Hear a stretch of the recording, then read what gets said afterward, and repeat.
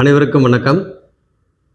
ஜோதிடத்தில் தர்ம கர்மாதிபதி யோகம் அப்படின்னு சொல்லி ஒன்று இருக்குங்க. அந்த தர்ம கர்மாதிபதி யோகம் ஜாதகத்தில் எப்படி நம்ம தெரிஞ்சுக்கிறது அப்படின்னா, 9ஆம் வீட்டின் அதிபதியும் 10ஆம் வீட்டின் அதிபதியும் 2 பேரும் ஒன்றா சேர்ந்து 9ஆம் வீட்லேயோ அல்லது 10ஆம் வீட்லேயோ இருந்தாங்க அப்படின்னா அது முதல் தரமான தர்ம கர்மாதிபதி யோகம். 9ஆம் வீட்டின் அதிபதியும் 10ஆம் வீட்டின் அதிபதியும் 2 பேரும் சமசப்தமமாக அவங்க நேருக்கு நேராக அவங்களுடைய பார்வை இருக்குது அப்படின்னா அதுவும் தர்ம கர்மாதிபதி யோகம்தான்.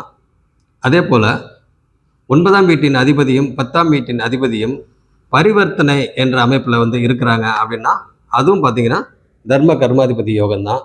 சரி, இந்த தர்ம கர்மாதிபதி யோகம் செயல்படணும் அப்படின்னா ஃபஸ்ட்டு தசை வரணும்.